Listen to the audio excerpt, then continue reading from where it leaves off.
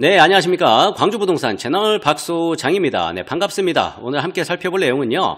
우리가 모르는 사이에 양극화는 벌어지고 있다. 이런 내용을 가지고 살펴보려고 합니다.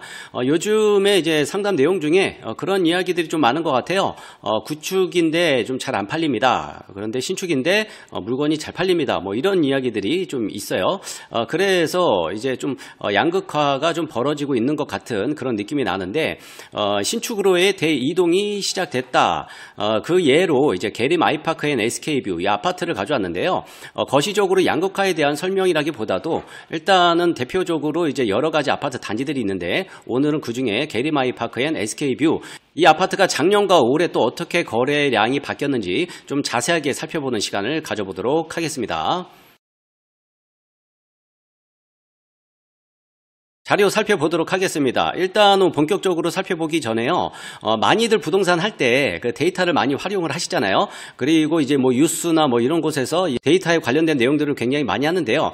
당연히 중요합니다. 중요하지 않다는 게 아니에요. 중요한 데이터들이 이렇게 있는데 인허가, 착공, 준공 이거 굉장히 중요하죠. 왜냐면은 수요를 보기 위해서 공급은 적정하기도 하고 늘어나기도 하고 줄어들기도 하지만 일단은 신축 수요가 굉장히 중요하죠. 그렇기 때문에 이 데이터가 굉장히 중요하고 그리고 현재 금리 상태도 굉장히 중요할 거고요.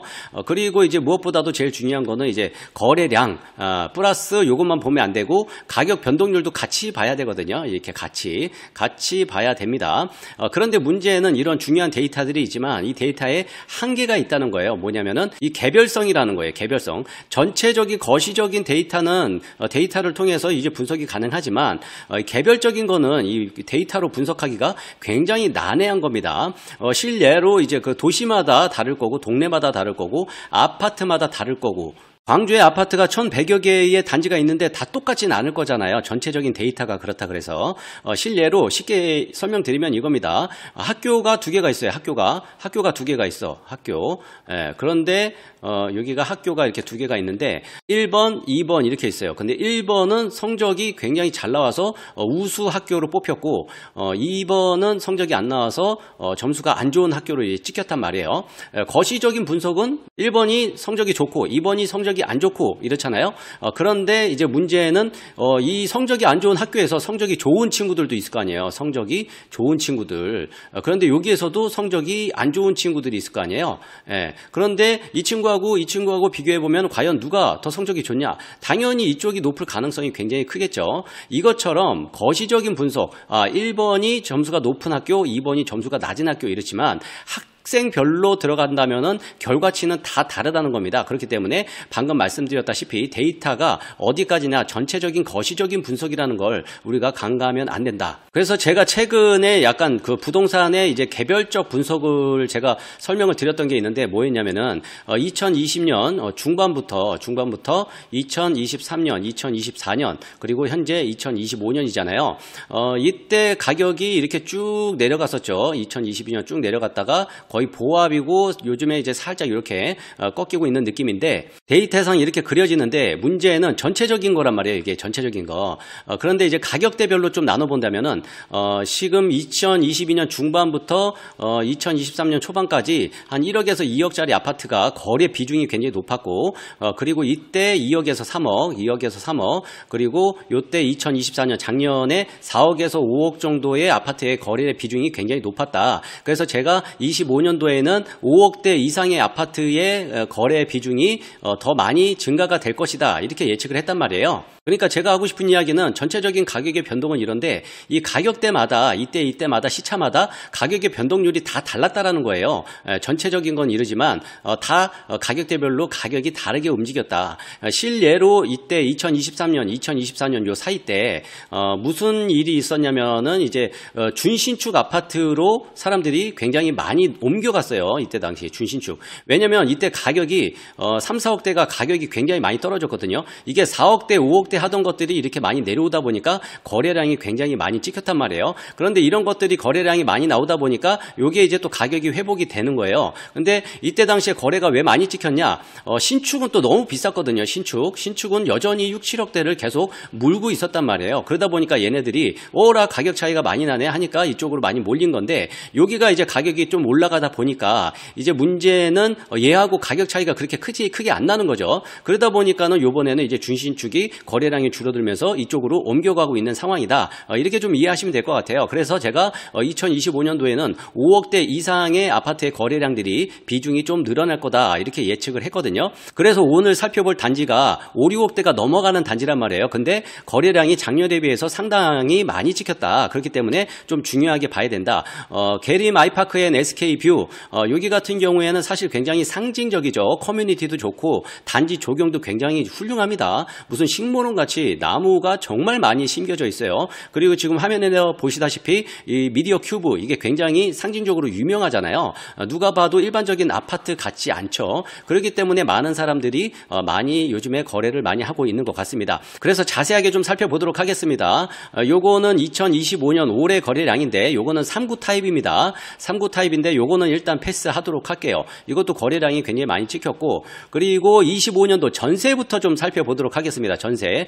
여기가 62 타입, 보통 5구 타입이라고 불리는 25평형 있죠. 여기는 한 평이 좀 더 큽니다. 그래서 62 타입이 있는데 올해 거래된 게 계약갱신 요구권 사용한 것과 사용하지 않은 것 이렇게 보면 가격을 사용하지 않은 거는 다 3억대 이상이에요. 그리고 비싼 거는 3억 3천, 3억 5천 이래요. 전세가. 그리고 지금 계약갱신 청구권 사용한 거는 지금 2억 6천 250, 2억 3천 100. 이거는 기존의 종전 보전금이 2억 5천, 2억 2천이었어요. 입주 때 들어가니까 엄청 싸게 들어간 거죠.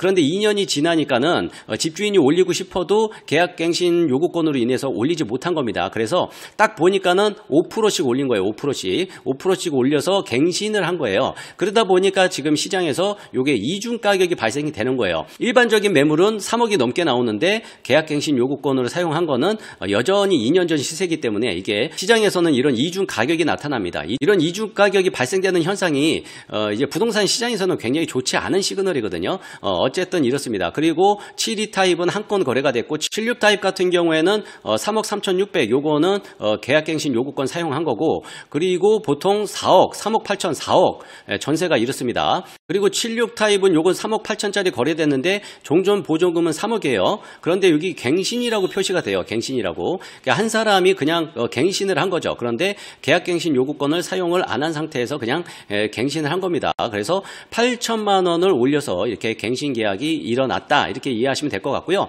그리고 84 타입 보도록 할게요. 여기 보니까는 84 타입 계약갱신 청구권 사용 안 한 게 4억 3천, 4억 1천 이렇게 거래가 됐어요. 나머지 3개는 계약갱신 청구권이 사용이 됐다. 이런 것들이 자꾸 이제 늘어나다 보니까는 시장에서는 전세 매물이 많이 없는 거예요. 그리고 123 타입은 두 건 다 5억 5천, 6억의 전세가 거래가 됐는데 신규로 거래가 됐다. 정리해본다면은 전세가 6억 2천이 3억 이상 가고요. 그리고 76 타입이 4억, 그리고 요거 같은 경우에는 4억 3천에서 4억 1천 이렇게 거래가 됐고, 그리고 123 타입은 5억 5천에서 6억 이렇게 거래가 됐어요. 지금 전세가가 76이랑 84랑 차이가 얼마 많이 안 나고 있어요. 몇 년 전만 해도 상상도 할 수 없는 일들이죠. 어찌 보면 대형평형 84 타입이 그래도 제일 인기가 있었는데 요즘에 76 타입이 부상되고 있다. 이렇게 좀 이해하시면 될 것 같고요. 월세 같은 경우에는 월세는 한번 궁금하신 분들은 캡처해서 보시고요. 매매를 좀 보도록 하겠습니다.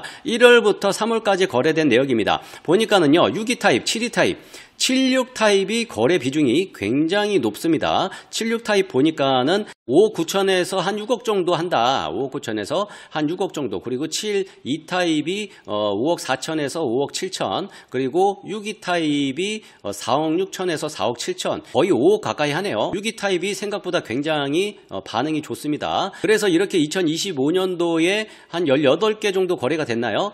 그런데 이제 작년하고 비교해 볼게요. 작년 1, 2, 3월에 거래가 얼만큼 떴냐면은 24년도 동월 매매 거래량입니다. 1월부터 3월까지 총 5건 번이 떴었어요, 작년에는. 그런데 올해 거래량이 이렇게 늘어났다. 근데 대부분 저가가 아닙니다. 거의 5억대 이상씩 되는 거래량들이 이렇게 지금 눈으로 나타나고 있다. 그리고 이거 같은 경우에는 2024년도 거래량인데요. 2024년 가격을 보면은 6위 타입, 7위 타입, 76 타입 가격은 작년하고 뭐 크게 달라진 건 없어 보입니다. 그리고 방금 전에 84 타입이 거래량이 없었잖아요. 그래서 작년 거를 좀 보면은 작년에 보니까는 2024년 4월 달에 최고가가 7억 6천에서 8억까지 이렇게 찍혔어요.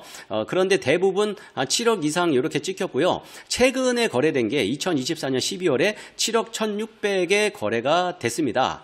그러니까 구축이나 준신축 같은 경우에는 가격이 많이 떨어졌는데 실제로 이런 신축 그리고 대장급 그리고 시장에서 많이 원하는 이 수요자들이 많은 이런 아파트들은 가격이 안정적으로 방어가 되면서 거래량도 같이 뜨고 있다. 이렇게 좀 이해하시면 될 것 같아요. 그리고 123 타입 작년도에 거래된 거 보니까 다 10억 이상씩은 이렇게 거래가 찍혔다. 오늘 자료는 여기까지 준비했습니다. 저는 이만 여기서 물러나 보도록 하겠습니다. 지금까지 광주 부동산 채널의 박소장이었습니다.